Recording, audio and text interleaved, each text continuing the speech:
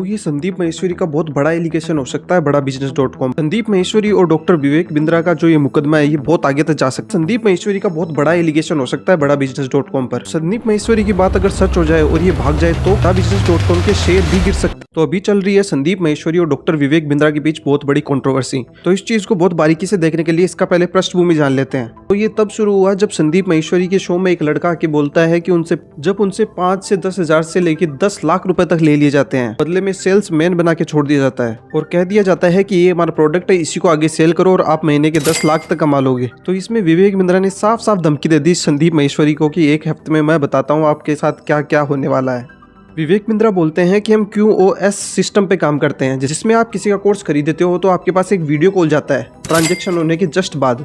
उसमें आपको साफ साफ टर्म्स एंड कंडीशन दी जाती है कि क्या आप इससे एग्री करते हो। अगर आप एग्री करते हो तो ही उस चीज़ को आगे प्रोसेस किया जाता है, वरना वहीं पे रोक दिया जाता है। और इसके चलते संदीप माहेश्वरी ने डॉक्टर विवेक बिंद्रा के साथ जो इंटरव्यू हुआ था उसका भी वीडियो डिलीट कर दिया है। यहाँ पर विवेक बिंद्रा एक ये एलिगेशन भी लगाते हैं कि आपके नॉर्मल वीडियो पे 2-3 लाख व्यूज जाते हैं और जब आपने बिग स्कैम वाला वीडियो डाला तो उस पर 50 लाख तक व्यूज गए, मतलब 5 मिलियन व्यूज गए।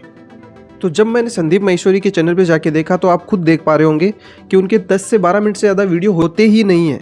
और विवेक बिंद्रा ने इसके चलते एक बड़ा एलिगेशन भी लगाया है कि वो दूसरे दफ्तर में जाने के 36 लाख रुपए लेते हैं। तो इसका सीधा सा जवाब है कि वो यूट्यूब रेवेन्यू नहीं लेते, उनके जो एडसेंस से पैसे आते हैं वो नहीं लेते। बाकी दफ्तर में जाने के वो उनकी फेस वैल्यू है तो उनसे तो ली जा सकती है। तो इसमें विवेक बिंद्रा कोई तुक नहीं बैठता। संदीप माहेश्वरी इसमें साफ साफ एलिगेशन लगाते हैं कि जो विवेक बिंद्रा का बड़ा बिजनेस.com है वो एक पिरामिड के रूप में काम करता है, जिसके अंदर एक बंदा दूसरे बंदे को जोड़ता है, दूसरा बंदा तीसरे को। और ये संदीप माहेश्वरी इसमें ये एलिगेशन लगाते हैं कि ये एक तरीके से स्कैम है, जो कि SBI का एक एक्ट आया है 1978 के अंदर, जिस एक्ट के अंदर ये साफ साफ बताया गया है कि आप कंपनी से एक प्रोडक्ट जो भी कस्टमर को बेचते हो तो उससे जो प्रॉफिट होता है वही आप ले सकते हो। अगर आप किसी को बोलते हो कि आप आगे उनको जोड़िए, उनका जो प्रॉफिट मिलेगा, ये सरासर एक इलीगल मूवमेंट है। साथ ही ये एक्ट ये भी बताता है कि अगर आप किसी को अगर कुछ बेचते हो तो उसके अंदर बाई बैक सिस्टम भी आपको देना होता है, जिसके अंदर अगर कोई प्रोडक्ट अगर किसी को पसंद नहीं आ रहा है, कस्टमर को पसंद नहीं आ रहा है या फिर वो आगे बेचना चाहता है लेकिन वो बिक नहीं रहा है, तो आप उसको वापस बेच सकते हो उसी कंपनी को जहाँ से आपने खरीदा है।